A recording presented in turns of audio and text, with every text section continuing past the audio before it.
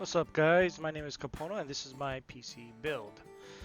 And while I open this CPU up, first thing we're going to do is we're going to drop the CPU in. It's pretty simple, just got to line up the arrows and I'll show you what they look like soon.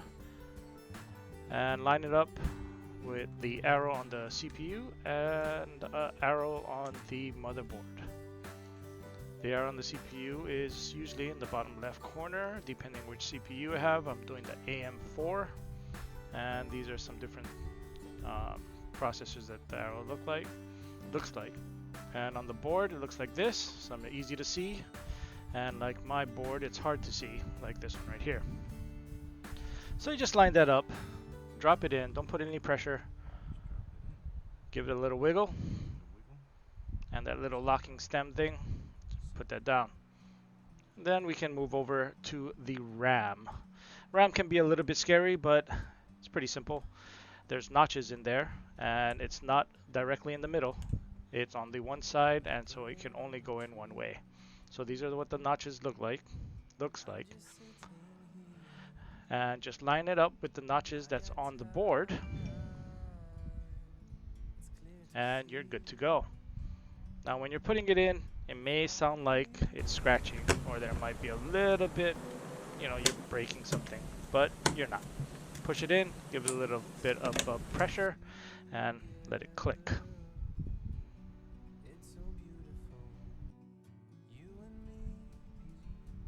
Now that we have the RAM in, we can place the motherboard in the case, and I'm putting it in a HYTE Y60 case.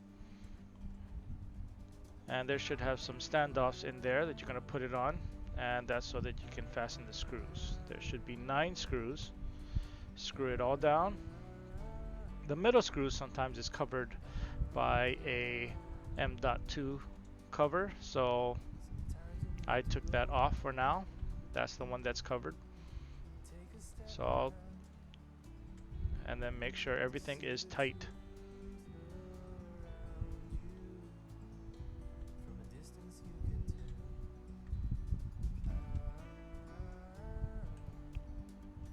After you're done making sure everything's tight, we can put the SSD in, the NVMe SSD. It's gonna go right in there. It should have a standoff as well, depending on what size you put in. If you put the natural size, sometimes it is already there, but it should come with the kit in your motherboard. Just put it at an angle, push it in lightly, and then you push it down. Hang on. And this is the cover for it. Mine actually gets held into place with this cover, so it's a little difficult to put in, but we're gonna manage.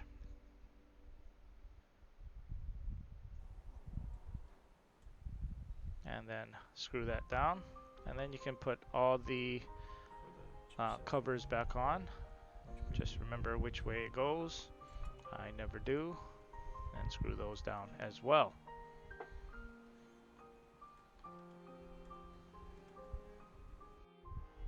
And then next, at this point, I like to, well, for this case anyways, you should put the CPU cables in, the CPU power cables in first, because it is pretty covered when you put the either fans, or like in my case I have a liquid AIO cooler, and it's just, I can't get my hands in there. And to alleviate some headache later on, do it now. Make sure it looks good. Then you can get your AIO radiator fans and plop that in. As you can see, I already put the fans on to the radiator. And with the Y60 case, you just fasten it to a metal bracket and you screw the bracket into the case.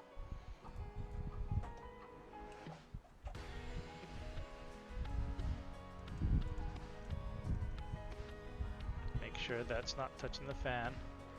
Push that down as much as you can.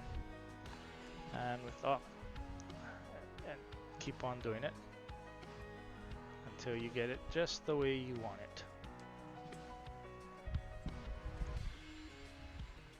And with all that poking, I still get this.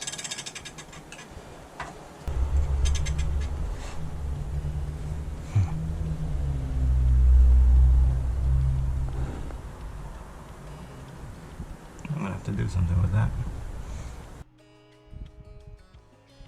So basically I had to take a tie strap and make it flatter. So now that we got that taken care of, we can finish up the rest of the installation.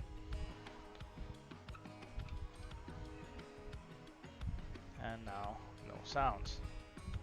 Super close, but it'll work. Before you can put the pump on, the AIO on to the CPU, you have to put some type of thermal paste on there. And yes, I bought possibly one of the most expensive paste out there, but it's supposed to be really good. I will do a video later on to see which thermal paste actually does the best. I'm suspecting they're all almost the same, except for, well, we'll get into which one I didn't like at all in that video. Anyways, so for this one, we're gonna put it on with the spreader. Usually you have a syringe and you put an X in the middle or a pea-size blob in the middle, or you put a small dot in the middle and five smaller dots on the outside. But we're gonna go with this method. Then you place the AIO pump on the CPU.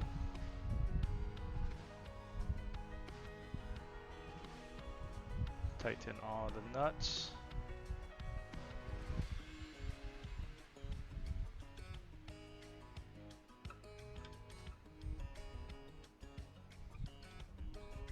It doesn't have to be super tight. So I just make sure everything is secured down. Now we can move over to the power supply, or the PSU. Now this is a 850 watt 80 plus bronze EVGA. What is it, a B5 I believe? Now the great thing about these fully modular PSUs is that you don't have to put all the connectors in. So it should save you some headache when you cable manage. Apparently I haven't learned that yet.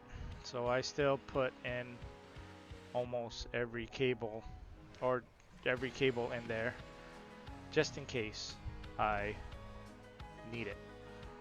And when you do slot it in, make sure you slot it in the correct way. As you can see, mine is the wrong way. So I'm gonna have to take it out and put the fan outside. Not gonna get any air if you block it. Anyways, now that it's in the right way, just fasten it down. And now you can start cable managing.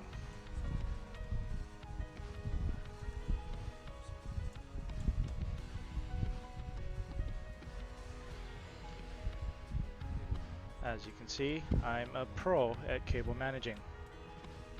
Just stuff it in there, buddy. Yes, alright. So, now that it's Capono managed, you can start putting the rest of the fans in, like the one on the bottom. Basically, I'm putting these fans in now because I wanted to have the GPU cables coming up from the bottom instead of from out the side. Just a preference of mine. You can do whatever you want. Now finding the place for the fan and RGB controller. fine right there. Now we can tackle the front. Putting all the wires in.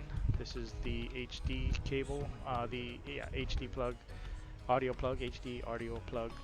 That's so that you can plug in a 3.5 jack in the front and have sound. Plug in your 24-pin motherboard power connector. Plug in the USB-C, I guess that's the lightning, the USB 3.0 connector, and if you have a hard drive or a SATA SSD, plug in the SATA drive or the SSD. I mean the SATA plug in. Plug in that's a 2.0 connector. All that's doing is powering the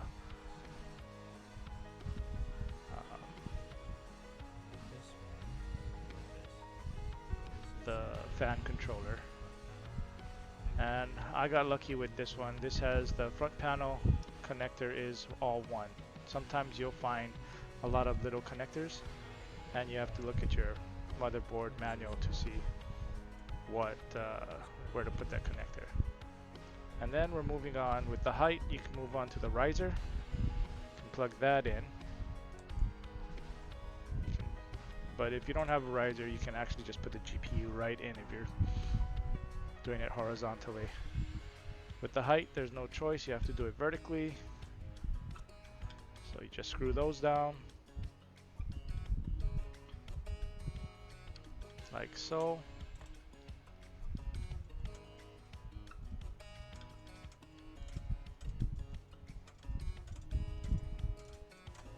You can connect the riser to the motherboard.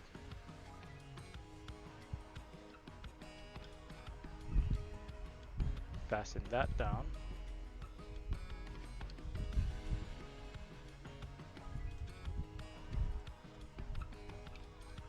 Now that that is done, we can take the screws out so that we can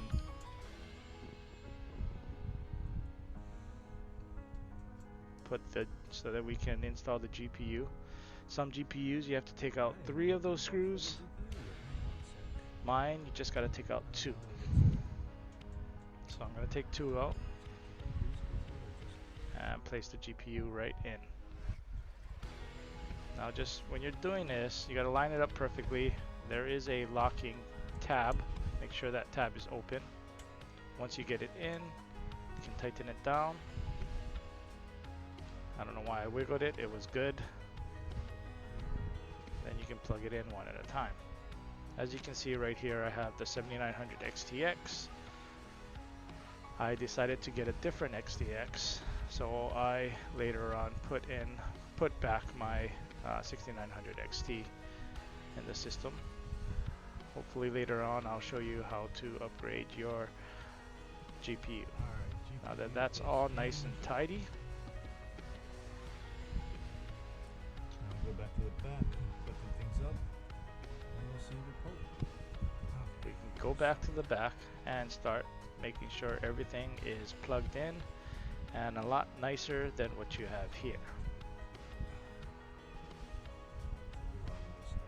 And to me, that's a lot nicer than what I had. So I'm just gonna push this in, and yes, I'll strap it down.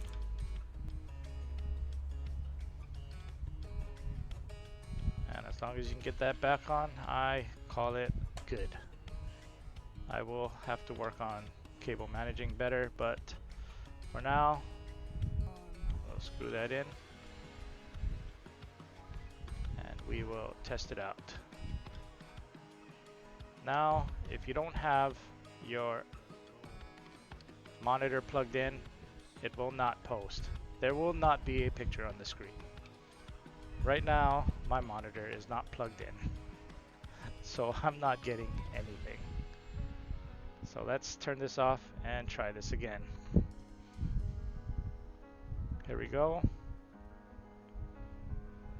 Sometimes for your first startup, it may take a while, but since all I'm doing is upgrading really, I have used this motherboard, I've used the Well, not this GPU or this RAM.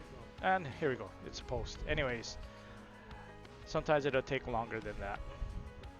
But that's basically how you put a CPU together. Later on, I'll show you what to do after your build, like putting in the operating system. Do Windows, not Linux or anything like that. And thanks for watching. This is what my PC looks like now. I hope this helps somebody. Thanks again.